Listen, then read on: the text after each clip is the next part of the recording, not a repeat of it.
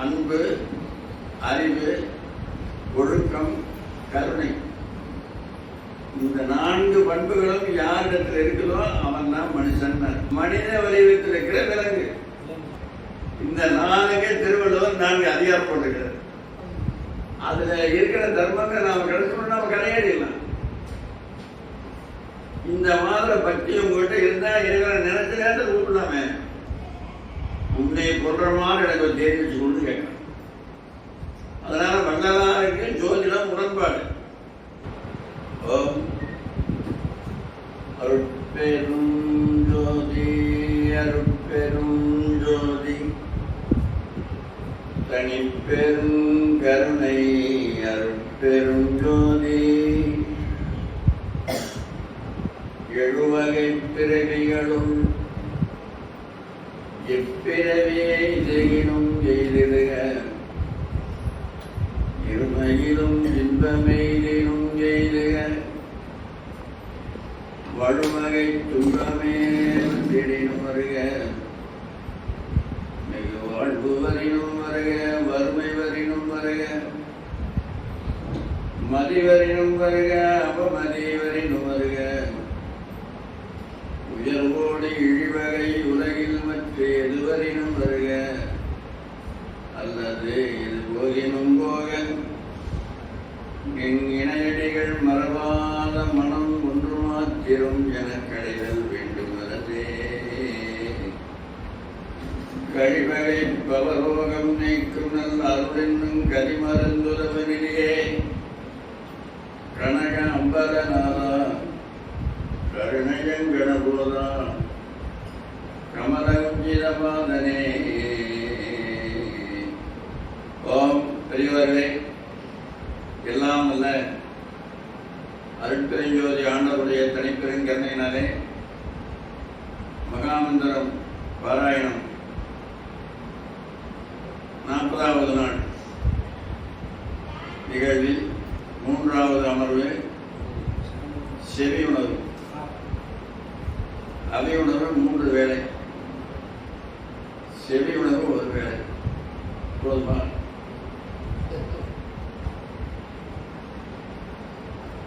அதை திருவள்ளுவர் செவிக்கு உணவில்லாத போது கொஞ்சமா சாப்பாடு வைத்து கொஞ்சமா கொடுங்க. ஹவுஸ்ஃபுல் பண்ணக்கூடாது. சினிமா பண்றீங்கன்னா ஹவுஸ்ஃபுல் பண்ணணும். ஹவுஸ்ஃபுல் பண்ணால் 6 கூட போக முடியாது. அதுபோல வயிறு ஹவுஸ்ஃபுல் ஆகிட்டா இந்த வழியை கூட போகாது. கொஞ்சம் இடம் வச்சுக்கணும். சிறிதைங்கிறாரு. அது வயிறுன்னு ஏன் சொன்னார்னா இழிவு தோன்றான்னு திருவள்ளுவர் பரிந்துரை உரையுது. அதோட இழிவை தெரிவிக்கிறதுக்காக வயிறு நான். அதுபோல இந்த செவி உணவு உயிருக்கு உண்டான உணவு. உயிருக்கு அவை உணவு வயிறு.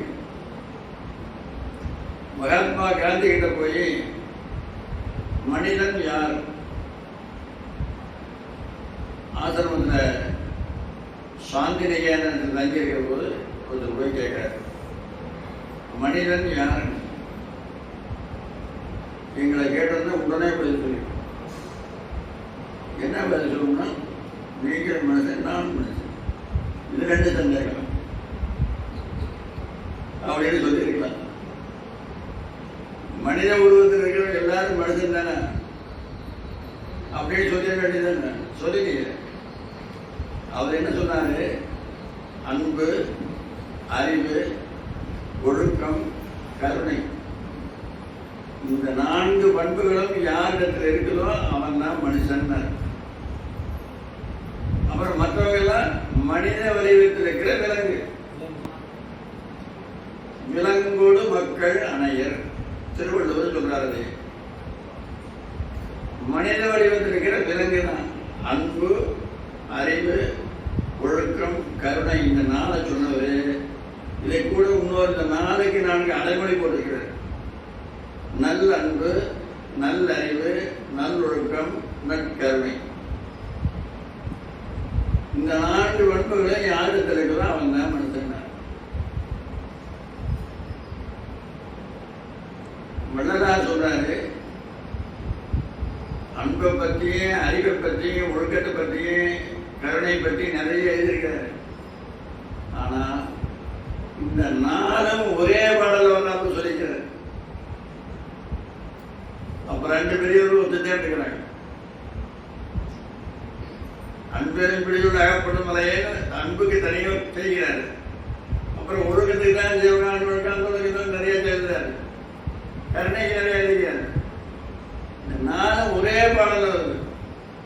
வேற வேற பாடல சொல்லினா பிரச்சனை இல்லை. நாளும் ஒரே பாடல வந்தனால என்ன அர்த்தம்னா, அந்த பெரியவரும் இந்த பெரியவரும் ஒரே நிலையில் இருந்திருக்கிறாங்கன்னு அர்த்தம். அது என்ன பாட்டுன்னா, உங்களுக்கு எல்லாருக்கும் தெரிஞ்ச பாட்டு தான். ஆனா என்ன பாட்டுன்னு கேட்டால் சொல்ல மாட்டேங்க. அது இப்போ எல்லாரும் படிச்சவங்க, படிக்காதவே யாரும் கிடையாது. நாங்கள் சொன்ன உடனே எங்க கூட வருவாங்க பாருங்க.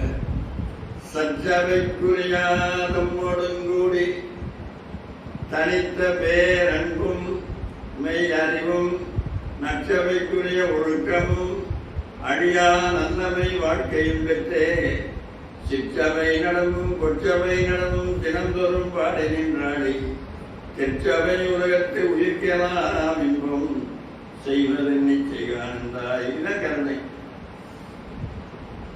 சமமாக தான் இருக்கிறாங்க. இந்த நாளுக்கே திருவள்ளுவர் 4 அதிகாரம் போட்டிருக்கிறார். அன்புடைமை, அறிவுடைமை, ஒழுக்கமுடைமை. கருணைக்கு ஒரு அதிகாரம் போட்டிருக்கு. அது எது? அருளுடைமை. அதுல கருணைக்கு கருணை. கருணைய ஒரு மனுஷங்கிட்ட கருணை இருக்குதா இல்லையான்னு பார்க்கறது கண்ணுல நின்று தெரியும். அதனாலதான் கருணை ஊர் முகங்கள் ஆரம்பம் பாடினாங்க பெருமானே. கண்ணோட்டம்னா அந்த அதிகாரத்துக்கு பேரு. கருணைக்கு எது அதிகாரம்னா கண்ணோட்டம். கண்ணுல பார்த்தா தெரிஞ்சுக்க அவன் எப்படிப்பட்டவன். கண்ணோட்டம்னு அதிகாரம் வச்சுக்கிறேன் திருவள்ளுவர். அதில் பார்த்தா தெரியும். கருணை ஊர் முகங்கள் 6 கரங்கள் 12 கொண்டே எப்படி பார்த்தாங்கல்ல. அதனால கருணைக்கு திருவள்ளுவர் 4க்கு 4 அதிகாரம் போட்டார். திருவள்ளுவர் எத்தனையோ 2000 வருஷத்துக்கு முன்ன இருந்தவர். இப்ப நம்ம கண்காலம் வாழ்ந்தவர் இவர் 2 பேர், பெரிய மகான்கள் 2 பேர். காந்தி நேரில் பார்த்தவங்க இன்னும் பல பேர் இருந்து கொண்டிருக்கிறாங்க. ஐயா பார்த்தாங்க என்ன தெரியல. நீங்க பாத்தீங்களா? காந்தி நேரில் பாத்தீங்களா? நேரில் பார்த்தோம். இங்கே இருக்காங்க. எங்களுக்கு அந்த பாக்கியம் கிடைக்கல. நாங்கள் பிறந்ததே அடிமை இந்தியாவில் பிறந்தோம். சுதந்திர இந்தியாவில் பிறக்கல. காந்தி கிராமம் ஏற்பட்டது அப்படி நின்றுதுனால தான். காந்தி கிராமம் ஏரியா இருக்கேன். அது திண்டுக்கலுக்கு போய் மதுரைக்கு போகும்போது அம்பாத்தூர் ஸ்டேஷனில் வண்டியை சிக்னலில் அந்த காலத்தில் வந்து கை ஏற்றுவாங்க வண்டி போகிறதுக்கு. அதை கட் பண்ணி விட்டாங்க. அதனால் அப்படியே நின்றுக்குச்சு. அந்த நேரம் பலாயிரக்கணக்கான மக்கள் வந்து அரைக்கு உரியமான ஆடையாக இருக்கிறாங்க. அதை பார்த்து தான் மகாத்மா காந்தி அன்றைக்கு இரவு நடைமுறை பாவனை உடைகளை மாற்றிக்கொண்ட இடம். நின்று அந்த ட்ரெயின் நின்று போன இடத்துல தான் இப்போ பெரிய பிரம்மாண்டமான காந்தி கிராம பல்கலைக்கழகம் ஏற்படுத்தப்பட்டிருக்கிறது. காந்தி பார்த்தவர்களை இந்த கூட்டத்திலேயே ஒருத்தருக்கிறார். அவருடைய காலத்தில் வாழ்ந்தவை இன்னும் நம்ம நாட்டில் பல பேர் வாழ்ந்துருக்கிறாங்க. வள்ளலாரை பார்த்தவை யாரும் இருக்க மாட்டாங்க. காந்தி பார்த்து இருக்கிறாங்க. காந்தியுடைய வாரிசு என்ன இருக்கிறாங்க, வள்ளலாருடைய வாரிசு என்ன இருக்கிறாங்க. 2 பேருக்கு வாரிசு இருக்கு. காந்தியுடைய வாரிசு ஒருத்தர் பிரபுதாஸ் காந்தின்னு அவர் பேர். பிரபுதாஸ் காந்தி அவர் டாக்டர், அமெரிக்காவில் இருந்தார். அப்புறம் வயசாகி போச்சு. இனிமேல் நாம் மரணம் அடையிறது நம்ம நாட்டில் போய் நம்ம உடம்பு, நம்ம நாடு இந்திய மண்ணில் நம்ம உடம்பு அடக்க மாட்டு அமெரிக்காவில் சாப்பிடுற அப்படிக்கு வந்துட்டாங்க. 2 பேர் கணவன் மனைவி 2 பேர் வந்துட்டாங்க. வந்தால் காந்திக்கு வீடு இல்லை. அவங்களுக்கே ஒரு வீடு தட்டாங்க, போய் தங்குவாங்க. இந்த நாட்டுக்கே சுதந்திரம் வாங்கி கொடுத்த ஒரு மகானுக்கு தங்கறதுக்கு வீடு இல்லைங்க. இந்தியாவில் வந்து இறங்கி முதியோர் இல்லத்துக்கு போறாரு. முதியோர் இல்லத்தில் போய் நாங்கள் அமெரிக்காவிலிருந்து வரோம் அப்படிங்கிறாங்க. ஏன் இங்கே வந்தேன்னு கேட்குறாங்க. நான் இந்த நாட்டு பிரஜனை, இந்த நாட்டு பிரச்சனை எனக்கு யாரு? அவர் எவ்வளவோ மறந்து பார்க்கிறாரு. அப்ப அவர் சொல்லிட்டார் ஒண்ணு, காந்தியினுடைய மகன் அப்படின்னு சொன்ன உடனே அவர் அப்படியே புரிது வச்சு, காந்தியினுடைய வாரிசாக முதியோர்றதுக்கு பாருங்க, உங்களுக்கு என்ன வேணும் அதை சொல்லுங்க, இங்க ஒன்றும் வேண்டாம், இங்க எல்லாம் இருக்கு, தங்கருக்கு மட்டும் இடம் வேணும் அப்படின்னு சொல்லிட்டு ஒரு ரூம் ஒதுக்கி கொடுத்துறாங்க. ஒதுக்கி கொடுத்து உடனே மோடி போன் பண்ணாங்க, இப்படி காந்தியினுடைய வாரிசு வந்திருக்கிறாங்க. உடனே காரணம் சொல்லி கூப்பிட்டாங்க, பரந்தேங்க எங்களுக்கு தேவையான இடம் கிடைச்சு போச்சு, இதே போதும், அதுக்கு மேல உங்களுக்கு வேற என்ன வேணுமோ உங்களுக்கு ஒன்றும் வேணாம், நீங்க ஒன்றும் செய்யாம இருந்தா அதே போதும் எங்களுக்கு. இன்னைக்கு முதியோர் இருக்கிறார். நம்ம நாட்டு சுதந்திரம் வாங்கி கொடுத்த காந்தி இன்னைக்கு முதியோர் இருக்கிறார். எத்தனை சுத்தவர்பட்டது. அவரை பற்றி ஒருத்தர் பாடினாரு, குத்தீட்டி ஒரு புறத்தை குத்த வேண்டும், குத்தீட்டியால உடம்பை குத்தணும், கோடாலி மறுபுறத்தை பிளக்க வேண்டும், ரத்தம் வர தடியடியால் ரணமுண்டாக்கி நாட்புறமும் பல உதைத்து நலிய திட்ட அத்தனையும் நான் பொறுத்து அகிம்சை காத்து அனைவரையும் அழைப்போர இருக்கச் சொல்லி ஒத்து முகமலர்ந்த உதட்டில் சிரிப்பினோடு உயிர் துறந்தால் அதுவே உயர்ந்த ஆசை. எத்தனை துன்பப்பட்டாலும் நம் நாடு சுதந்திரத்தை வாங்கி கொடுத்துட்டு நான் சந்தோஷமா போனேன்னு அதுதான் எனக்கு ஆசைங்கிறேன். ஒத்து முகமலர்ந்த உதட்டில் சிரிப்பினோடு உயர் துறந்தால் அதுவே உயர்ந்த ஆசைங்கிறேன். அப்படிப்பட்டவரை நீ முதியோர் இருக்கிறார். அந்த முதியோர் இருக்கிற என்ன நம்ம இங்க வந்துடக்கூடாதா? அதுபோல மகாபாரதம் யாரோ வாழ்ந்தாங்க, அப்படி வரலாறுன்னு நீங்க நினைக்கூடாது. நம்முடைய வாழ்க்கைக்கு தேவையானதான் இருக்கிறது பூரா, வாழ்ந்தது பூரா அளவில்லாத தர்மங்கள் சொல்லப்பட்டிருக்கு. அதுல இருக்கிற தர்மங்கள் நாம கிடைச்சோம்னா நாம கரையேறிடலாம். அதாவது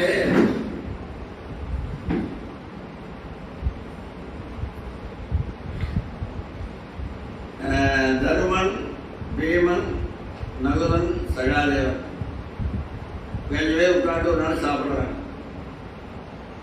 சாப்பிடுற போது தர்மர் என்னமோ மனோங்கிறது, அவர் பாட்டு பேசிக்கிறார். பக்கத்தில் இருக்கிற பீமனுக்கு கொஞ்சம் காதல் கேட்டு, ஏன்னா நான் முனமுனன்னு சொல்றீங்க, செவ்வாய்க்கு சொன்ன மாதிரி அப்படின்னு கேட்டேன். அதை ஏன்ட்டு பேசுறேன், என்னன்னு சொல்லுங்க. வனவாசத்தில் இருக்கிற போது நாம எப்ப நினைச்சோமோ அப்ப வந்தார் கிருஷ்ணன். நினைச்ச வந்துடுவார், யாரும் கூட சொல்லிவிட வேண்டியது. கிருஷ்ணானா வந்து எப்ப பண்ணாரு, அப்படி வந்து உதவி செஞ்சாரு. இப்ப நாம இந்திரபுசத்தில் இருக்கிறோம். இந்திரபுசத்துல 23 வருஷம் இருந்தாங்க. ஒரு நாளைக்கு நம்ம கூட உட்கார வச்சு சோறு போடலாம். நான் பல தரம் கூப்பிட்டேன். எப்ப கூப்பிட்டாலும் இன்னைக்கு வர, நாளைக்கு வர, இன்னைக்கு வர, நாளைக்கு வர, நானே சொல்றேன், வரவே மாட்டேங்கிறான். வரவே கூப்பிட முடியல. அப்புறம் சோறை எல்லாரையும் போட்டாச்சு. உடனே பீமன் சொல்றான், யாரும் சாப்பிடாதீங்க, ஒரு இலை போடுங்க பக்கத்தில். கண்ணனுக்கு ஒரு இலை போட்டாச்சு. இவன் வெளியே போனான். வெளியே கதையில் ஒரு 1000 பேர் தூக்கிட்டு போனான். தூக்கிட்டு போய் மேல வீசினா பாருங்க, ரொம்ப உயரமா போகுது. அவ்வளவு உயரத்துல போய் மேல போன வேகத்தை விட 100 மடங்கு கீழே வேகமா வரும். அப்ப இவன் என்ன செய்யறான், கண்ணா என்னால் ஆக வேண்டிய காரியம் உனக்கு இருந்தா அதை வந்து பிடிச்சிடும், இல்லைன்னா இப்ப என் தலை 100 போயிடும் அப்படிங்கிறான். அப்ப கிருஷ்ணன் சாப்பிட்டுக்கிறான். அங்க துவாரையில் கை சோத்துல வச்சு பேசிட்டு இருக்கிறான். கைகளுவருக்கு நேரம் இல்லை, கைகளுவருக்கு நேரம் இல்லாம எவ்வளவு ஓடி வந்து பிடிக்கிறான். இதுக்கு என்ன காரணம்? பக்தி தான் காரணம். இந்த பக்தி உங்களுக்கு வருமா? எத்தனை பக்தியும் வரும். இப்படி கூட வளர்த்துட்டாங்க. அளவில்லாத பக்தி உடையவன். நீர் போட மாட்டான், திருநாம் போட மாட்டான், கோயிலுக்கு போக மாட்டான், ஜாகி போட மாட்டான், ஒரு கரும செய்ய மாட்டான். அவ்வளவு அந்தரங்க பக்தின்னு அதுக்கு பேர். அந்தரங்க பக்தினா யாருக்கும் தெரியாத ஒரு பக்தன்னே தெரியாது. இந்த மாதிரி பக்தி உங்ககிட்ட இருந்தா இறைவனை நினைச்ச நேரத்தை கூப்பிடலாமே. அப்படி இவனை ஏன் வந்து கொடுத்தாங்கன்னா இவனால தானே மாற போற முடியும். துரியோதனாதிகள் 100 பேரை இவன் தானே மேல அனுப்போடு வானவர்களுக்கு. அப்புறம் இவன் விட்டு என்ன பண்றது? கையை எச்சியோடு கொடுத்தானா அப்புறம் அப்படியே எதையும் சோறு போட்டு சோறை தின்னீங்கன்னா தருமருக்கு அப்படியே ஒரே ஆச்சரியமா போய் தப்பாடு இவ்வளவு பக்தியா இருக்கிறவங்கிட்ட யாருக்கு தெரியாமையே இருக்கிறேன். நீ வெளிப்படுத்தவே கூடாதுங்க. நான் இப்ப நீங்க எங்கேயாவது நடந்து உங்களுக்கு எங்கேயாவது ஒரு ஊருக்கு போறீங்க, நடந்து போற வாய்ப்பு இருந்தது, ஒரு ஆள் கூட சேர்ந்து போக கூடாது. தனியா போனா இறைவன் சொல்லி இறைவனோட பேசிக்கிட்டே போகலாம். நாங்களும் அப்படித்தான் செஞ்சோம். நடந்து போகிறது வாய்ப்பு ஒரு ஆள் வந்தாலே நீங்க போங்க, நான் பின்னாடி வரணும், பின்னாடி நடந்து போனா இறைவனோட பேசிக்கிட்டே போகலாம். அதுக்கு போகலாம். தனியா இருக்க போதுதான் இறைவன் நினைச்சு அழுகின வாய்ப்பு கிடைக்க போதுதான் விடக்கூடாது. அப்படி அதுக்கு பேர் அந்தரங்க பக்தின்னு பேரு. அப்புறம் கிருஷ்ணனை அர்ஜுனனும் ஒரு நாள் கைலாயம் போனாங்க. கைலாயத்துக்கு அங்க போற போது இவன்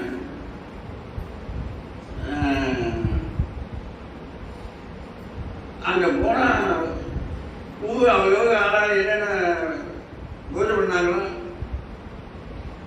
அந்த பூவை அவங்களுக்கு கொடுப்பாங்க. அர்ஜுனன் போகும்போது என்ன நினைச்சு போறாங்கன்னா, இன்னைக்கு நம்ம பூஜை பண்ணலையே, இன்னைக்கு பூஜை பண்ணாம கிருஷ்ணன் கூட வந்தா பூஜை நின்று போச்சு அப்படின்னு நினைச்சிட்டு போறோம். அங்க போன உடனே ஒரு இத்தனை பூ பணம் கொடுத்தாங்க. நாங்க நீங்க அங்க போட்டீங்கன்னா பூ அதெல்லாம் இங்க வந்துருக்குது, இங்க பூ போட்டோம்னா நாங்க போயிருங்க. ஆனா நீங்க இறைவன் சிவார் பண்ணணும் சொல்லி போடணும். அட்ரஸ்ல தான் தபால் போட்டா போய்க்காது. ஒரு பூ போட்டாலும் அட்ரஸ் எழுதி போட்டுருக்கலாம். ராமலிங்கம் அங்க போயிருக்கலாம். அங்க போனா இவருக்கு ஒருத்தர் பூ கொடுத்தாங்க. அப்போ ஒரு 10 பேர் பெரிய பைவான்கள், பெரிய பெரிய கூடை. அந்த கூடையில பூவை சுமந்து கொண்டாந்து ஒரு இடத்துல குட்டிட்டே இருக்கிறாங்க. அப்படி போனோம், என்னப்பா என்ன பூ கூட கொண்டாங்க, நிறைய பேசுறேன். நீங்க முன்னாடி வேலை பார்த்து போங்க. இல்லை என்ன காரணம், யாரு என்னன்னு கேட்க. பூனோத்தில் வந்து நிற்கிறான். அவன் பூஜை பண்ற பூ எங்களால் ஒரு நாளெல்லாம் சிவக்க முடியல. காலையில் 6 மணிலேருந்து மாலை 6 மணி வரைக்கும் எங்கள் தலையெல்லாம் தொட்டையை கொஞ்சம் கொண்ட ஒருத்தர் நாள் பூவை சுமக்க முடியலைங்க. அப்படி ஒரு ஆளாகிறான். ஆமாப்பா, இப்போ எனக்கு கொடுத்தீங்களே, நீங்க பிறந்ததுலேருந்து பூஜை பண்ண போகுது. நான் பிறந்ததுலேருந்து பூஜை பண்ணது எவ்வளவு தாரா? அவன் கிணா திறம்பு போகட்டா. ஆமாங்க, திறம்பா எப்படி பறிக்கிறக்கே நேரம். அதே திறம்பு எப்படி பறிக்கிறான், அவன் எப்படி பண்றான், அவன் எங்க இருக்கிறான், நான் ஊர்வலத்தை போய் பார்க்கணும் அப்படிங்கிறான். அவன் யாரை பார்க்கணும் அப்படின்னு கேட்கிறான். இப்படியே பண்ணுங்கிறான்.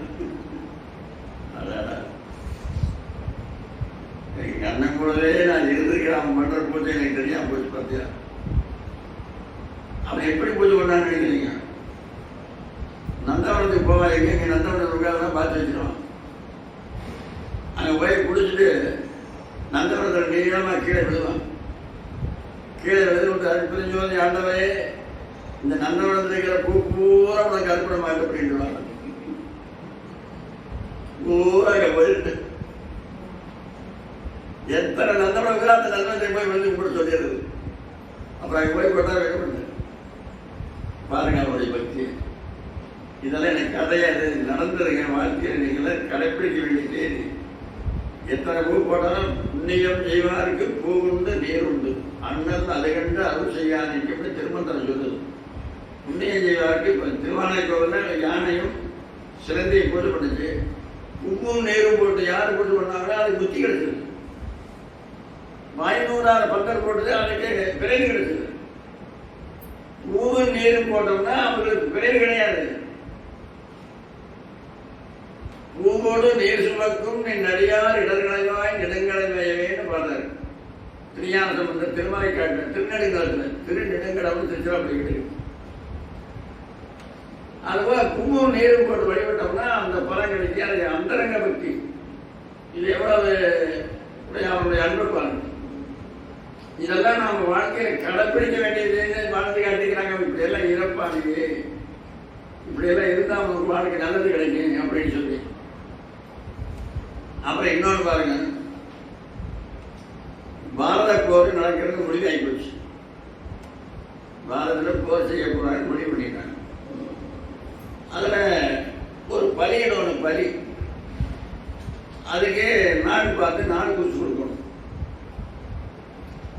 அது எந்த நாடு குறித்து யார் கொடுக்குறாங்களோ அந்த நாடு அவங்களுக்கு வெற்றி கிடைக்கும். அதுக்கு பிறகு ஒருத்தன் போய் கேட்கணும். யார் கேட்டாங்க கேட்டீங்கன்னா துரியோதனம் போய் கேட்கணும்.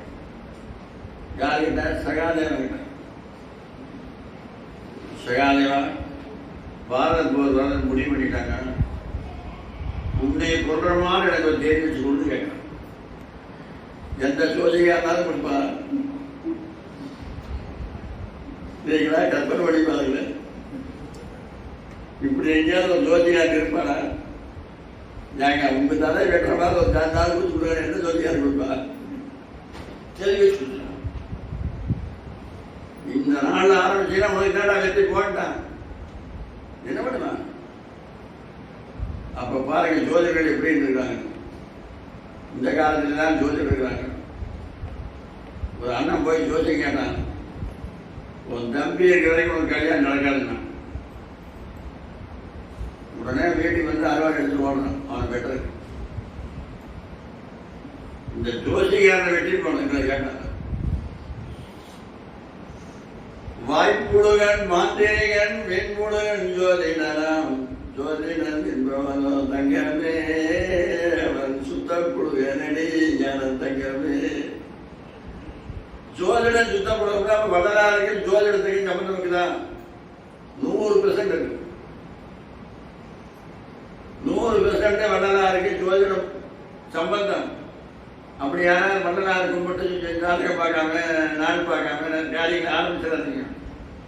வள்ளலார் ஜோதியம் பார்க்கறீங்கன்னா அப்படியே பூசத்தில் வைக்கிறார். பூசம் பண்ண பூச நட்சத்திரத்தை ஏக வைக்கிறாரு. ஏதோ ஒரு நாளில் தேதி வைக்க போக வேண்டியதானே? தை மாதம் 1ஆம் தேதி, தை மாதம் 3ஆம் தேதி வைக்கிறது. ஏன் பூசம் வைக்கிறாரு? அவர் ஆரம்பிச்சுக்கிற தர்மசாலை ஆரம்பிச்சனாலே, ஞானசூரிய ஆரம்பிச்சனாலே எல்லாம் திறப்படாச்சு. எல்லாமே நல்ல நாள். ஒரு நாள் கூட மோசமே கிடையாது. அப்பேற்பட்ட நாள் பார்த்து ஆரம்பிச்சுக்கிறாங்க. அதனால வள்ளலாருக்கு ஜோதிடம் உடன்பாடு. வள்ளலார் கும்பிடுறாங்க. நான் ஜாதகம் பாட்டு மாட்டேன், அது பாட்டு அப்படியே சொல்லக்கூடாது. அதனால அந்த ஜோதிடம் சொன்னான்னு அவன் அறுவான் சொல்லி போய் தம்பிய அவன் எப்படி ஓடி தப்பிச்சிட்டான். ஜோசிகாரன் சொன்ன இப்படியா ஜோசிக்காருங்கிறது. உடனே அப்புறம் அவன் நாலு குறிச்சு கொடுத்துட்டான். உண்மையாக சொல்லி கொடுத்துட்டான். அவனுக்கு அவன் தகாத கடவுளையே கட்டினவன். அவன் பாரத போர் வராமல் என்ன பண்ணான்? அவன்கிட்ட போய் கேட்டான். பாராள கர்ணனையும் படி சொல்றான் பாருங்க. பாரத போர் வராமல் இருக்கணும்னா கர்ணனுக்கு முடிச்சு விட்டுரும். துரியோதன கிட்ட போய் கர்ணன் பஞ்சபாண்டவர் சேர வேண்டிய நாட்டை பூரா கர்ணனுக்கு கொடுத்துரு அப்படின்னு சொன்னா, பஞ்சபாண்டவர் சேர வேண்டிய நாட்டை கொடுக்க மாட்டான். அவன் நாட்டை சேர்த்து இவன் நாட்டை சேர்த்து கொடுத்துருவான். கர்ணன் மேல அர்த்த அன்புள்ளவன். பாராள கர்ணனையும் பார்த்தனை முன் கொன்று அர்ஜுன கொள்ளும். ஏன்னா அவன் கொல்லணும் சபதம் பண்ணிட்டு இருக்கிறான். பாதக கர்ணனை போரில் முடிப்பேன், அந்த பாதக கர்ணனை போரில் முடிப்பேன் அப்படின்னு அவன் சபதம் பண்ணிக்கிறான். அதான் அவனை கொள்றோம். பாராள கர்ணனையும் பார்த்தனை முன் கொன்று அனங்கின் காரால் குடல் கடைந்து திரௌபதி மொட்டை அடிக்கணும். அப்புறம் விமலை கையில் விலங்கு விடணும். சரி, ரொம்ப நல்லது. கர்ணனை முடிச்சு விட்டுறேன், அர்ஜுனை கொண்டு போடுறேன், திரௌபதிக்கு மொட்டை அடிச்சிடறேன், விலங்கு போட்டுடலாம். இங்கெல்லாம் இந்த 4 வேலையும் நான் செஞ்சிடறேன். நின்னையும் யான் கட்டுவனேன் வாராமல் காக்கலாம் மாவாலும். உன்னை பிடிச்சி கையில் கட்டி வைக்கணும். இந்த வேலை வந்தா பாரதப்போர் வராது. சரி, இது நாளை நான் செஞ்சிடறேன். இந்த ஒரு வேலை யாரை செய்யறேன்? நான் செய்யறேன் அப்படின்னா கட்டுவாங்களாம்னா இந்த அவன் தான் மாயவராத்துல 16,000 கிருஷ்ணனா மாறிக்கிறானுங்க.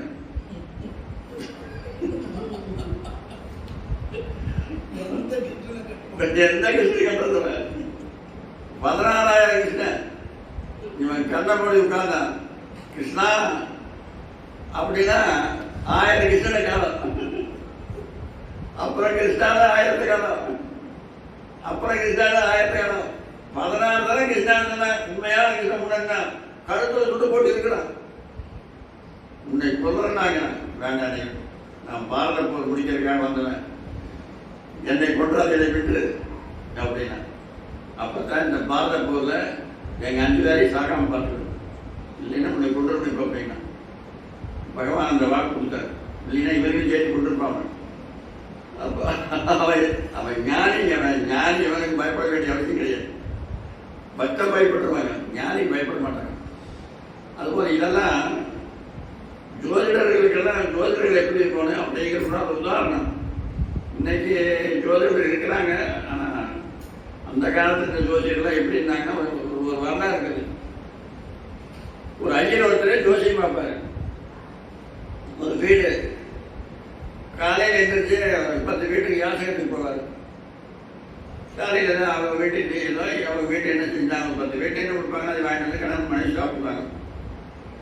அப்புறம் மத்தியானம் 10 வீட்டுக்கு போவார்.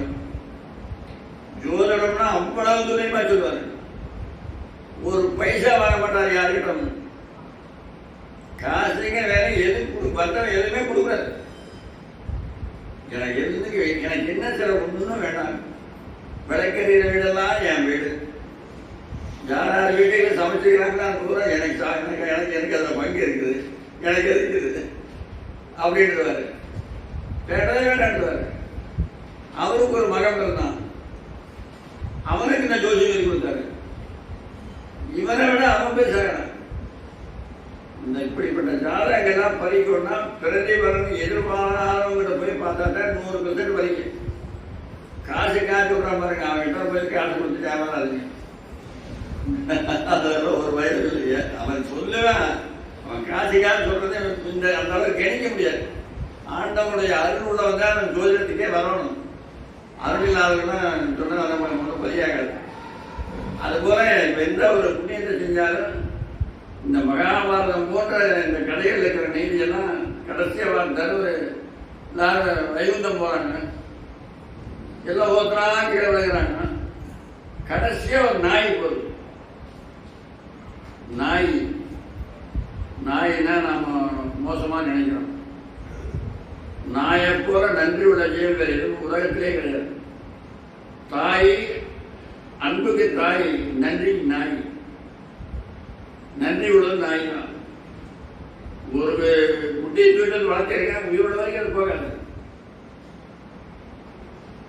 உங்க வீட்டில என்னுடைய வச்சாலும் போகாது. எரிந்தவேன் மெய்வாய வாக்குழைக்கும் நாயின்னு நாந்தியால் ஒரு பாட்டே இருக்கு.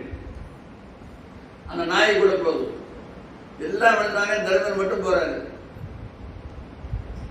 இந்திரன் வந்துட்டான் விமானம் எடுத்துட்டு தர்மரை கூட்டி போறாரு. தர்மத்தை கொண்டாந்து நிறுத்தி தர்மா ஏறு விமானத்தில் அப்படிங்கிறாரு. இவர் நாய் போய் கொடுத்தாரு. உன்னை மட்டும்தான் கூட்டி சொன்னாங்க. இல்லை, நாங்க 5 பேர் வந்தோம், அவெல்லாம் 4 பேர் விழுந்துட்டாங்க. என்னை நம்பி இந்த நாய் வந்திருக்குது. என்னையும் கூட்டிட்டு போற அப்படின்னா நாயையும் கூட்டிட்டு போறதா நான் ஏறிக்கிறேன். நாயை கூட்டிட்டு வரலாம், நீ திரும்பி போகலாம். விமானம் எனக்கு வேண்டான்ட்டார். நான் இந்த பக்கம் மன்னார்குடி பக்கம் சிவனருக்கு திருக்கூட்டம்னு ஒரு திருக்கூட்டம் இருக்கு. பக்கத்தில் ஊருக்கு மங்கையன் ஊர், அந்த ஊர் அங்கே போனோம். 3 வாரம் பணிக்கு புறப்படுற போதே மணி 8 ஆயிடுது. அப்புறம் நாங்கள் அங்கிருந்து புறப்பட்டோம். 4 மைல் நடந்து வரணும் குப்பராட்சிக்கு ஒரு ஊருக்கு. இருட்டு. அப்புறம் எங்கள் ஊரில் 2 பெண்கள் வந்தாங்க, வயசான 2 பேர் வந்தாங்க. நடக்கக்கூடியவங்களா, ஒன்றும் வயசு நடக்க முடியாத நிலையில் வந்தாங்க. அப்புறம் ஒருத்தர் அங்கே யாரோ 2 மணி நேரம் கொண்டு விட்டுட்டு எங்களை கூட்டிகிட்டு போய் பைக்கில் வந்தார். சாமி ஏறுங்கன்னாரு. இல்லை நாங்கள் நடந்து வரணும். ஏறுங்க நான் விட்டுறேன் அப்படின்னாரு. இல்லை நாங்கள் நடந்து வரேன் நீங்கள் போங்க அப்படின்ட்டோம். அவங்களால கேட்டு நான் அப்படியே அவன் போயிட்டான். போன போது சொல்கிறாங்க, சாமி நீங்கள் போயிட்டீங்கன்னா நாங்கள் எப்படிங்க வருவோம்? இவங்களுக்காக தான் நாங்கள் போகல. 2 பெண்கள் நம்மளை நம்பி வராங்க. இவங்களை விட்டுட்டு போனா அவங்க என்ன நினைப்பாங்க? சாமியார் பார்த்தியா, பைக் எடுத்துட்டு போயிட்டு பார்த்தியா, நம்ம போய் விட்டுட்டு அவங்க போன வரைக்கும் சொல்றாங்க. போன வரைக்கும் சொல்றாங்க, நீங்க விட்டுட்டு போயிட்டீங்க அவ்வளவு கஷ்டம் தான். அப்புறம் சமயம் திருவாரூர் ஆலயத்துக்கு போனோம். 4 பேர் போனோம். நாங்கள் போகும்போது சன்னிதானம் வெளியே வருது. ஒரு கும்பாபிஷேகம், மயிலாடுதுறை கும்பாபிஷேகத்துக்கு போகிறாங்க. சன்னிதானத்தை பார்த்துட்டு அப்புறம் நாங்கள் 4 பேர் கும்பாபிஷேகத்துக்கு போகிறாங்க தான் வந்தோம். அப்புறம் இதுக்கு முன்னே இருந்த 23ஆம் சன்னிதானம், அவங்க பேர் எங்கள் பேர் ஒரே பேர் தான். அப்புறம் கார் வந்தது, சுவாமி ஏறுங்க அப்படிங்க சன்னிதானம், உங்களுக்கு மட்டும் இடம் இருக்குது ஏறிங்க அப்படின்னாங்க. இல்லைங்க நீங்கள் போக நான் பின்னால் வந்துடணும். 2 3 தான் சொல்கிறேன், ஏறி இல்லை நீங்கள் போக நாங்கள் வந்துடுறோம். அப்புறம் அவங்க போயிட்டாங்க. அப்போ கூட வந்தாலும் சொல்கிறாங்க, நல்ல வேலைங்க சன்னிதானத்துக்கு உட்கார்ந்து போகிற வாய்ப்பையே நாங்கள் எடுத்துட்டு வேண்டாம். கூட வந்தவங்க தான் பெருசு, அதான் பெருசு. அவர் எப்போ வேண்டாம் பார்த்துக்கலாம். அதுபோல தர்மராஜா நாயத்தை கூட வர்றாரு. அப்புறம் அதுக்கு பிறகு அந்த நாய் தர்மராஜா மாறு. கைலாய மேல தர்மராஜா எல்லாருக்கும் நான் புண்ணியத்து பாவ புண்ணியத்துக்கு ஏற்ற பலனும் பாவத்துக்கு ஏற்ற தண்டனை கொடுக்கணும். அவன் மாறி நிற்கிட்டு, தர்மனே உன்னை பரிசோதிப்பதற்காகவே நான் பூர்வத்திலிருந்து நாயாக வந்தேன். ஒரு நாய்க்காக சொர்க்கத்தையே நீ வேண்டாம் கிடையாது. கேவலத்தில் நாய்க்காக சொர்க்கத்தை வேண்டாங்கிறது எவ்வளவு பெரிய சொர்க்கம். இந்திரனுடைய விமானம் தான் வருது, இந்திர விமானம் வேண்டாம் நாய்க்காக அப்படின்னு அதை சொன்னார். அப்படி நாம் அங்கே கூட்டிகிட்டு போயிட்டோம். அங்கே கூட்டிகிட்டு போனால் அப்படியே மாற்றணியான செடும் பசும்பொன்னால செஞ்ச நவரத்தன மாளிகை. அதில் எல்லாருக்கும் மேலே பெரியவன் உட்காந்து அவனுடைய தம்பிமார்கள்லாம் இப்படி முழுமையாக இருந்தது. அது மாதிரி உலகத்துக்கு பார்த்ததே இல்லை. அப்படி வேண்டது எங்கே இதெல்லாம் என்ன அப்படின்னு கேட்குறான். இதாப்பா சொத்துமா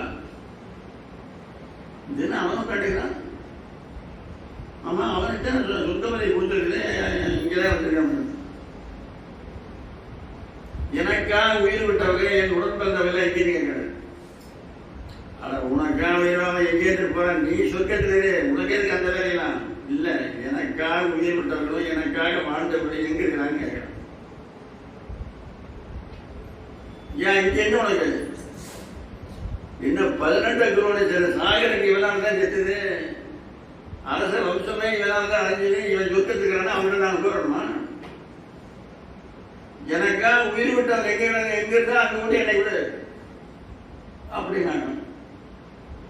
உடனே அங்கே போனாங்க. அங்கே போகும்போதே வெப்பம் தரிக்கு நரகம் வரும். வெப்பம் தரிக்குது. நரகம்னா தெரியும். நரகம்னு மலம் மலம் தான் கிடைக்காங்க பூரா. மலநாத்தம் தான் கக்கூஸ் மாதிரி லெட்டின் செப்டிக் டேங்க் தான் நாடு பூரா. அந்த நாத்தம் எழுது, புழு நெறியுது, பாம்பு நெறியுது, ஒரே அம்சமா இருக்குது. என்ன இவ்வளவு கஷ்டமா இருக்குது? என்ன எங்க உடன் பிறந்தவர்கள் எங்கேன்னு கேட்குறாங்க. அப்புறம் அங்கேருந்து ஒரு சில சத்தம் கேட்குது. சத்தம் கேட்டால் ஏதோ நமக்கு தெரிஞ்ச சத்தமாக பீமன் சத்தம் கேட்குது, அர்ஜுன் சத்தம் கேட்குது. அப்படிங்கிற உருவம் தெரியல. எனக்காக எங்கள் உடன் பிறந்தவங்க வேலை எங்கே வேலைக்கு நரகத்தில் தான் அஞ்சிருக்காங்க. அப்புறம் அவங்க சொல்கிறாங்க, ஐயா பெரியவரே நீங்கள் வந்ததுனால எங்களுக்கு கொஞ்சம் நல்ல மூச்சு, நல்ல காற்று வருது, உடனே போயிடாதீங்க, இங்கே இருக்க நான் கொஞ்சம் நாள் சுவாசிச்சுக்க, நல்ல காற்று நீட்டே கொஞ்சம் வீசிட்டு எங்களுக்கு இந்த நாட்டத்தில் தான் கிடந்து நாங்கள் இங்கே இருக்க அப்படிங்கிறாங்க. அப்போ ஏப்பா இங்க இருக்கிறதே அங்க போறேன், எனக்கா உயிர் விட்டவங்க நரகலோகமா இருந்தாலும் அதுதான் எனக்கு சொர்க்கம். 18 குருவோட சேர சாகருக்கு எவன் காரணமா இருந்தாலும் அது சொர்க்கமா இருந்தாலும் அதுதான் நரகம். பூனை இருக்குல்ல, பூனை போய் இந்த எலி இருக்கிற எலி, அந்த எலி போய் எலி பூனை வாய் உனக்கு எப்படி இருக்குது, அதை விட ஒரு நரகலோகமாக வேணும். பூனை சீக்கிரம் கொண்டாடுங்க இல்லையா, குடிச்சிட்டு வந்து சித்திரவதை பண்ணி விட்டு கொஞ்சம் நல்லதுதான் புடிச்சோடு கிடைக்கிறீங்க. ஓட விட்டு அப்படியே ஒரு மணி நேரம் சித்திரவதை பண்ணிட்டா போதும். அதை விட நரகமே வேற எது கிடையாது அப்படிங்க. அது குட்டி போய் கேட்டு பாருங்க, என் பூனை குட்டி உமா வாய் எப்படி, ஐயோ அதை விட சொர்க்கம் வேணும் இருக்கிறதுக்காக இருக்குமா. பூனையை தூக்கிட்டு போன வாயும் வரலா, எலியை குடிச்சிட்டு போன வாயும் வரல. ஒரு பொண்ணுக்கு நரகமா இருக்குது, ஒன்று சொர்க்கமா இருக்கு. அப்ப இறைவன் எப்படி வீடுகளை படைச்சுக்கிறான்னு பாருங்க. அன்புள்ள இடத்துல சொர்க்கமா இருக்கு, அதே பதில் தானே, அதே வாய் தானே. குட்டிமா 7 இடத்துல மாத்திக்கலாம், எவரெல்லாம் தூக்கி போயிடுவாங்க. பூனை 7 இடம் தான், 7 இடம் ஓட்ட அன்னைக்குள்ளாரே 4 இடத்த மாத்தி அவ்வளவு பாதை விட்டு வேற அவ்வளவு பாதம். அது போல அந்த பூனைக்கு அந்த ஒரே வாய் நரகமான சொர்க்கமா இருக்குது. உடனே அப்புறம் கூட்டிட்டு போனாலே கேட்கிறாங்க, எனக்காக உயிர் விட்டவங்க, எனக்காக வாழ்ந்தவங்க, எனக்காக கஷ்டப்பட்டவங்க இந்த நரகத்தில் இருந்தால் நான் இதுலேயே நிரந்தரமா இதுலேயே இருந்துக்குவேன், எப்போது தருவது. உடனே சொர்க்கம் நரகமாக மாறுது, நரகம் சொர்க்கமாக மாறுது. உன்னை பரிசோதிக்கிறதுக்காகத்தான் இந்த வேலை செஞ்சாங்க. கடைசி நேரத்தில் சொர்க்கம் இன்பமா இருக்கிற இடத்துல நீ இருந்துருவோன்னு நினைச்சான், நீ இருக்கல. அப்ப தர்மத்தை பாதுகாக்கிறது அவ்வளவு கஷ்டங்க. தர்மம் செய்யறது யார் வேணா செய்யலாங்க, தர்மம் செய்யறது யார் வேணா செய்யலாம். தர்மமா வாழ்றது கஷ்டம். தர்மமா நீங்க வாழ்வத தர்மமே செய்ய வேண்டாங்கிற வந்தவனே திருவள்ளுவனே வேண்டாங்கிறான். பொய்யாமை ஆற்றி அறம் பிற செய்யாமை நன்று. நீ பொய் மட்டும் பேசாமல் ஒரு தடவை செய்ய வேண்டாங்கிறான். ஒரு ஊரை நாங்க இரவு 12 மணிக்கு பேசிட்டு இருந்தோம். ஒருத்தர் போனா 200 ரூபா கொடுத்தாரு. அவர் பேர் நாராயணன். அவரெல்லாம் மேல போயிட்டார், இங்க இல்லை. அதான் பேர் தைரியமா சொன்னாங்க. ஊரு சுமண்டா இருக்கு. அவர் இந்த பணம் ஏத்துறீங்க, இப்பதான் வந்தது அப்படின்னாரு. இப்பதான் வந்ததா? அவர் வேதம் படிச்சுட்டு வர்றாரு. வேத பாராயணத்தில் வல்லவர்கள்.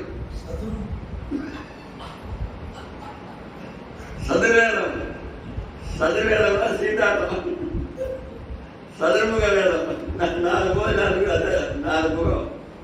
அது அப்பதான் 200 ரூபா வந்துருக்குது. வெட்டு நாட்டம் இருக்குது. ஒரு வெட்டி வெட்டினா 200 ரூபா வந்தது. சாமி பிடி குடிச்சிடாங்க கொண்டா கொடுத்தாரு. 200 ரூபா கொடுக்கறத விட அது ஆடாமக்கிறது நல்லது. சூதாட்டத்தினால நாட்டையே இழந்தவன் நினைச்சிருக்கிறது.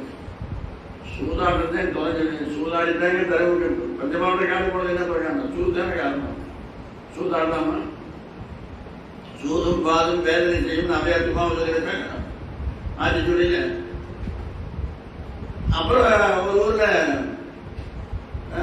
கோயில் கட்டிட்டு இருந்தோம். கோயில் காலையில் ஒரு ஆள், அவன் பேர் மண்ணாங்கட்டி. இப்ப இருக்கிறான்னு தெரியல. அந்த ஊர் பேர் வேட்டப்படின்னு இருக்காரு. இப்ப கும்பாசத்துக்கு நாங்கள் போக போறாங்க 12ஆம் தேதி. 3வது கும்பாசம் 200 ரூபா பணம் கொடுத்தாரு. இன்னைக்கு நைட்டு தான் இந்த பணம் சம்பாதிச்சு அப்படின்னாரு. நைட்டு சம்பாதிச்சாரு. பகலில் தான் எல்லாம் வேலைக்கு போவாங்க. இருவர் போய் எப்படி சம்பாதிச்சேன், திருடகையில் போயிட்டாங்க நாங்கள் நினைச்சோம். இல்லை, அவனுக்கு என்ன வேலைன்னா நெல் வயல்ல எலி பிடிக்கிற வேலை.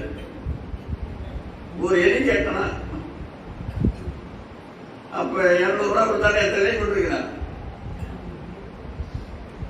400 எலி கொண்டு 200 ரூபா கொடுக்கணுமா தர்மம். புழுகாமே இருக்கலாமே. எலி புழுகாம இருந்தது வேண்டியது இல்லையே. அதனாலதான் தர்மம் செய்யறத யாரு வேணா கொள்ளைக்காரன் செய்யலாம், கொலைகாரன் செய்யலாம், திருடன் செய்யலாம், எல்லாருமே செய்யலாம். ஆனா தர்மமா வாழ்றது கஷ்டம். வடசிற ஊர்ல ஒரு ஊர், அந்த ஊர்ல நாங்க இருந்தோம். ஒரு ஆள் இது மாதிரி ஒரு பாட்டில் கப்பா இப்படி கையில் பிடிச்சிட்டு வந்தார். கையில் பிடிச்சிட்டார். ஒரு கையில ஒரு 50 ரூபா பணம், 50 ரூபா. அதுவும் தெரியுது, எங்க கைக்கு தெரியுது. அப்புறம் சாமி இந்தாங்க 50 ரூபா கொடுத்தாரு. இது வச்சார். எட்டி பார்த்தா முகம் தெரியுது. அப்புறம் பணத்தை கொடுத்துட்டு சாமி எடுத்து குடிச்சுக்கோங்கன்னாரு. என்னங்க அப்படிங்க, சாராயங்க. என்னையா யார் சொன்னாங்கன்னு கேட்டேன். இல்லைங்க, இந்த ஊர் புத்தகை நான் எடுத்துக்கிறேன். ஒரு வருஷத்துக்கு வேற எவரும் நீங்க சாராயம் நிற்க மாட்டேன். இன்னைக்கு தான் கடையை ஓப்பன் பண்றேன். ஒருத்த வந்து சொன்னான், சாமியார் வந்துக்கிறாரு. அவர் படி முதல் கோடி பண்ணி 50 ரூபா கொடுத்துருவான். இதெல்லாம் வியாபாரம் சொன்னான். அதனால தான் கொண்டு வந்தாங்க. கண்ணு வித்து கலப்பணம் சம்பாதிப்பதை விட கற்பூரம் வித்து கால்பணம் சம்பாதிப்பது மேல். நீ கல் வியாபாரம் பண்ணி, சாராய வியாபாரம் பண்ணி, பீட் வியாபாரம் பண்ணி ஒரு மூட்டை பணம் சம்பாதிக்கிற, கற்பூரம் வித்து காலனா சம்பாதிக்க போதும் அப்படிங்கிறாங்க. அதுபோல இந்த தர்மம் இப்படி நேரம் மாறி போயிடும். அதாவது ஒருத்தன் தர்மமே செஞ்சிட்டு இல்லை, அவன் பேர் முட்கலன். முட்கலன் அவன் ஏட்ட பெருட்டி பார்த்தா எல்லாம் பாவம்னே வருது. உன்னக்காம் ஒண்ணுமே இல்லையா, எதாவது பெருட்டி பார்த்தா அப்படிங்க. அப்புறம் ஒரு இடத்துல அவனால வளர்த்த முடியாம ஒரு பசுமாட்டு ஒருத்தனுக்கு குடிச்சிட்டானுங்க. அந்த ஒண்ணுதான் சிந்திக்கிறாங்க அப்படின்னாங்க. அந்த பசுமாடு ஒரு தர்மம் என்ன தெரியுங்களா, நரகத்தையே சுகமா மாற்று. பசுமாடு தர்மம் பண்றது எவ்வளவு பேருக்கு நீங்க எத்தனை பேருக்கு வேணா கொடுக்குறாங்க மாடு. அதுபோல நமனும் முட்கலனும் பேச நரகின்றார்கள் கேட்க நரகமே சொர்க்கமாகும் நாமங்கள் அப்படின்னு ஆழ்வார் பண்றார். முட்கலன் நமனும் முட்கலனும் பேசுறான். எங்க நின்று பேசுறாங்க? நரகத்துக்கு நின்று. நரகமே சொர்க்கமாகும் நாமங்கள், நரகமே சொர்க்கமாக. அதுபோல இந்த மகாபாரதத்தில் வர கதைகள் நம்முடைய வாழ்க்கையில பயன்படுறதுக்கு எந்த அளவு நம்ம வாழ்க்கை தேவையான பூரா அது இருக்கு. அது இருக்கு. பாரத போற முடிவாகி போச்சு. அப்படி பிறகு குத்தி போய் கர்ணனை கூப்பிடுறான். கர்ணா, நான் தான் எங்க அம்மா, நீ அங்க இருக்காத, துரியோதனாருக்கு இருக்கா, நீ வந்து அப்படிங்கிறாங்க. நான் சொல்றேம்மா, ஒருவரும் ஒரு உறவும் ஓருறவும் இல்லாத என்னை, நான் எந்த ஊர்ல வந்தேன்னு யாருக்கும் தெரியாது, என்னுடைய தாய் இருந்த யாருன்னு யாருக்கும் தெரியாது, என்னுடைய உறவினர்கள் யாருன்னு இதுவரைக்கும் எனக்கு தெரியாது, உறவினர்கள் யாருன்னு தெரியாது. ஒருவரும் ஓருறவும் இல்லாத என்னை, ஒன்றுமே இல்லாத என்ன துரியோதனன் கூட சொல்றான். உங்கள் குலத்தில் உள்ளோரில் ஒருவனாக்கி, உங்கள் குலத்தில் அரச குடும்பத்தில் வந்தவன் என்னை ஆக்கிட்டிய, உங்கள் குலத்தில் உள்ளோரில் ஒருவனாக்கி தேரோரும் அவர் மனைக்கே வளர்ந்த என்னை, தேரோட்டியுடைய மகனாக நான் வளர்ந்தேன், என்னை அங்க நாட்டுக்கு அரசனாக்கிட்டிய, எவ்வளவு லவஞ்சிருக்கிறானு. தேரோரும் அவர் மனைக்கே வளர்ந்த என்னை செப்பொன் மணிமுடி சூட்டி எம்புராதி, நீரோரும் புவிவார் வளரும் போற்ற நின்னையும் மேம்பட வைத்தாய் நினைக்கே என்று ஏரோரு தனிமொழியா என் உயிர் உணவிட்டான். இன்னும் இது ஒரு ரகசியம் இருக்கு. என்ன ரகசியம் தெரியுமா? கர்ணன் தர்மம் செஞ்சாருன்னா அந்த பணம் போல யாருக்கு? எத்தனையோ பேர் இப்போ பணம் வச்சிருப்பாங்க, திறமை செய்ய வச்சிருப்பாங்க. அந்த வேலை இல்லை, திறமை எல்லாரும் செய்ய முடியாதுங்க. வச்சிருப்பாங்க, நிறைய கோடிக்கணக்கில் வச்சிருப்பாங்க. என்ன பண்றது, பிரயோஜனம் இல்லாம. அந்த வினை இருந்தா நீங்க தர்மம் செய்யணுங்கிற எண்ணம் இருந்தா பொருள் தானா அவங்கள தேடி வரும். இவன் கொடுக்கறதுக்காக வந்த, அதனால ஒரு நாடே வந்தது. கோடிக்கணக்கில் லட்சங்கள் வந்து அந்த நாட்டையே நீ வச்சுக்கோ, மாட்டுக்கு வாரி வணங்கு. இரவலருக்கு இல்லையலான்னு ஈயும் வள்ளல். யார் இந்த பிச்சை கேட்கிறாங்க? இந்திரன் வந்து கேட்கிறான். எவன் வந்து கேட்டாலும் அவன் இல்லைங்கிற வழக்கமே. காலையில் சூரிய வழிபாடு செய்வான். சூரிய வழிபாடு நீங்க யாரும் ஏறிங்க தெரியல. காலையில் சூரியன் நோக்கி வழிபாடு செய்யலாம். சூரிய வழிபாடு பேர் இருக்கு. அவன் செய்வான். ஏன்னா அவன் சூரியன் அவன் அப்பன், அவன் அப்பன் பார்த்து கும்பிடுவான். இரவலருக்கு இல்லையலாது ஈயும் வள்ளல். பொறிமுடன் அடக்கினேனுக்கு ஒரு பொருள் தர வேண்டும். பொறியும் பொருளை அடக்கணும். நானு எனக்கு பொருள் தர வேண்டும் கேட்கிறான். அதுக்கு அவன் சொல்றான், அவாவருவரையோய் இங்கு வேண்டுவது யாது அனைத்தும் பின்னதே கூறுகின்றான். என்ன கேட்கிட்ட ஒரு பொருளை கேட்கிறேன், என்னை கேவலப்படுத்த நீ வந்தியா? இருக்கிறத பூரா முன்னதான், உனக்கு என்ன வேணுமா அதை கேளு அப்படிங்கிறாங்க. இதோட இன்னொன்னு, இந்த மற்றவர்களை ஏமாற்ற வேணும்னு யாராவது நினைச்சீங்கன்னா சாமியார் இருக்கணும். சாமியார் வேஷம், சாமியார் வேஷம் போட்டு சீக்கிரம் ஏமாத்தில அந்த மனுஷன். இப்போ அந்த கடைசி நாட்கள் மரணமடை போனான். அவனை கொல்ல முடியல. அர்ஜுனோட பானம்லாம் அவன்கிட்ட போகுது. சூரியன் கொஞ்சம் தூரம் ஒரு பழைய வேலை தான் சூரியன் இருக்கு. சூரியன் மலையை கூட கருணை கொல்லணும். ஏன்னா உயிர் அங்கே போய் சேரணும். அத்தகற்கு 2 வெற்றிடையா போய் ஆதவன் தாய்தல் கண்டரடி. உடனே அவன் போகும்போது அவன் எப்படி போறான்? சாமியார் காசம் போட்டு போறான். அப்ப அடுத்தவன் ஏமாத்தோம்னா சாமியார் காசு தான் போடுவான். இந்திரனே கொடுக்காடிக்கிறான். கொடுக்க அவனை போட்டு வேண்டியதுன்னு சிவபிரகாசன் சொன்னார் சாமியார் காசு. அப்புறம் அதுவாக போய் விடுவானும். அவன் போய் விடுவான். அதாவது மேருவினை தவம் பூண்டே மகாமேரு மலையில் நான் தமஞ்சிட்டு வரேன். மகாமேரு மலையில் தான் வரேன். இப்போ தாங்க தேர்தல் கதை போறேன். தேர்தல் இப்ப கொஞ்சம் தேர்தல் போற நிறுத்துறான்னு விஜயனை சொல்லிட்டு, சரி நீ ஒழியன போற நிறுத்து கொஞ்சம் அப்படின்னு சாமியார் போட்டு போறான். மேருவினை தவம் பூண்டே யாருமே இதுவரைக்கும் புழுகாத பொய் புழுகான ஒரு பொய் புழுக என்ன பண்றான்? ஈண்டிய வறுமை பெருந்துயர் உழந்தேன். அதெல்லாம் தரித்திரத்தில் நான் கஷ்டப்படுறேன். அஷ்டலட்சுமியை கொண்டாடி இவன் போய் இந்த வாக்கு சொல்லவன். ஈண்டிய வறுமை பெருந்துயர் உழந்தேன் இயைந்தது ஒன்று இக்கணம் அளிப்பாய். எனக்கு ஒரு பொருள் வேணுங்கிறப்பா அந்த கண்ணை என்ன பண்றாங்க? அதாவது என்னுடைய உடம்புல உயிர் உள்ள இருக்குதா வெளியே இருக்குதான்னு தெரியல. அந்த நிலையில் இருக்கிற ஆவியோ நிலையில் கலங்கியது. ஆக்கை அகற்றதோ பொறுத்ததோ அறிய. உடம்புல உள்ள இருக்குதா வெளியே இருக்குதான்னு தெரியல.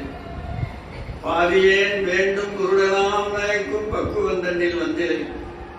வேண்டுவாருக்கு வேண்டியதெல்லாம் கொடுக்கிற காலத்திலேயே வராமட்டேன். பக்குவம் தண்ணியில் வந்திலை. அதனால இந்த நேரத்தில் நான் என்ன கொடுக்க முடியுமோ அதை கேடு.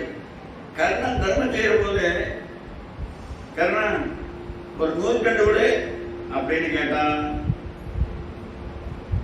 இப்படி வச்சு எடுத்துக்காம இப்படி கொடுக்கிற வழக்கமே இல்லையா?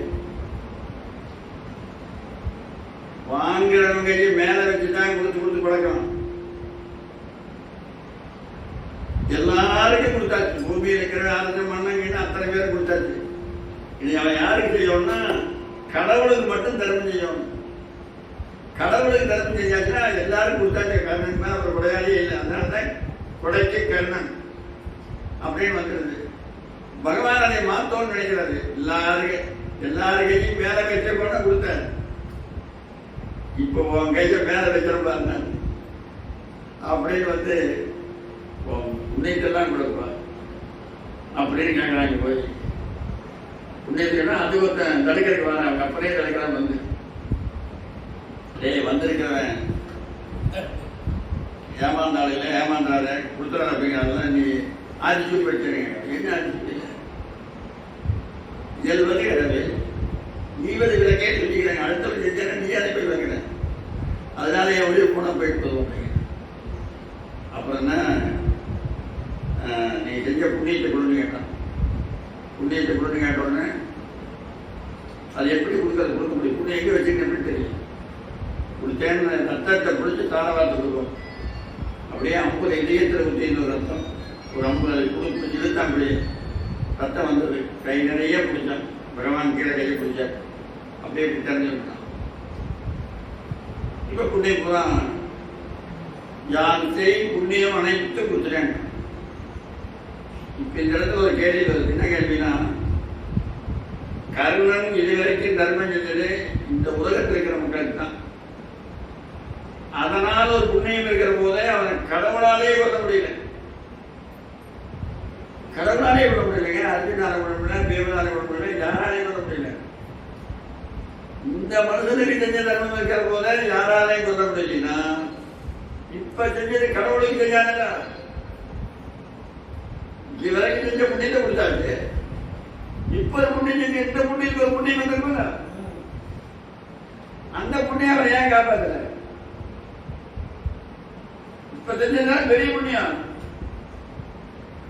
ஏன் இங்க ஒரு எம்எல்ஏ இருக்கிறாரு இந்த தொகுதி இருக்கிறாருன்னா சட்டசபையில் வாங்கியிருந்தானே நாம எல்லாம் சொன்னதான் அர்த்தம் எம்பி வந்து சொல்றாங்க 6 மாவட்டத்தில் இருக்கிற சொன்னாங்கன்னு அர்த்தம் அதுபோல இறைவனை கொடுத்த எல்லா உயிரிழமையும் செஞ்ச மாதிரி அர்த்தம் அந்த புண்ணியம் ஏன் காப்பாத்துறீங்கன்னா தமிழ்ல வினைத்தொகைன்னு ஒரு சொல்லு தமிழ்ல வினைத்தொகை வினைத்தொகைனா 3 காலத்தையும் குறிக்கிற சொல் ஊறுகாய்னு ஒரு சொல் ஒரு வார்த்தை ஊறுகாய் ஏற்கனவே ஊர்ன காய் இப்ப ஊறிட்டு இருக்கிற காய் இனிமேல் ஊறுகாய் சுடுகாடு ஏற்கனவே சுட்ட காடு இப்ப சுட்டு இருக்கிற காடு இனிமேல் சுடுங்காடு அதுபோல அவன் சொல்ற போது என்ன சொல்லி கொடுக்குறாங்கன்னா வினைத்தொகைன்னு ஒரு சொல்ல கொடுக்குறான் இதுக்கு முன்ன நான் செஞ்ச தர்மம் இப்ப செய்து கொண்டிருக்கிற மனம் இனிமேல் ஏதாவது தர்மம் செய்தால் அதனால வந்த செய் தர்மம் செய் வினை செய் புண்ணியம்னா அது வினைத்தொகை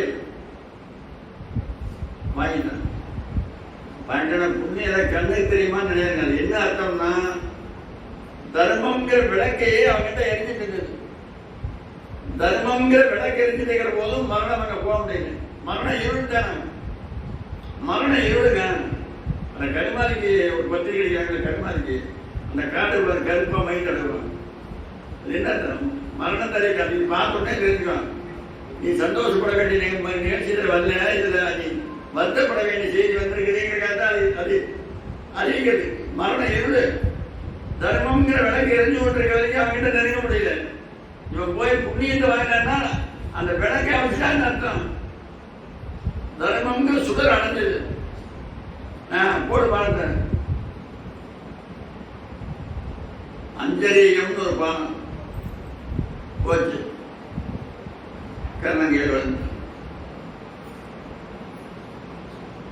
அங்க குந்திதேவிக்கு அசரீரி வாக்கு சூரிய மலையில கூட உன் மகன் போயிடுவான் ஓடு அப்படியே கோட்டு கட்டிட்டு ஓடிவான் தாய் குந்தியவள் நிலைகுடைய கோகோ என்று போர்க்களத்து கோடி வந்து தலைநாள் என்ற மைந்தன் மேல் வீழ்ந்து அழுதாள் தலைநாள் முதல் மகன் இல்லையா அப்படி மலையை தூக்கி வச்சுட்டு அழுது கண்ணீரால கழுதுறான் அவன் கேட்ட வரணுது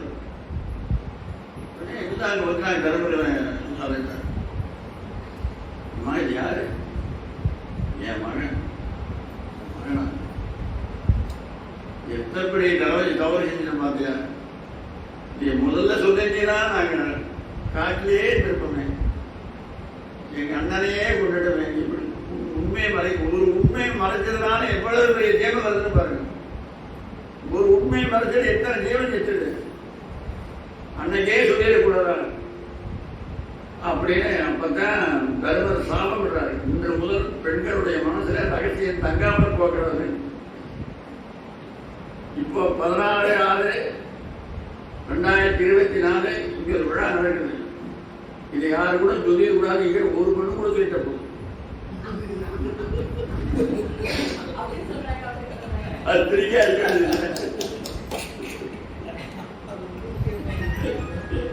எல்லாருக்கும் சரி போயிரு.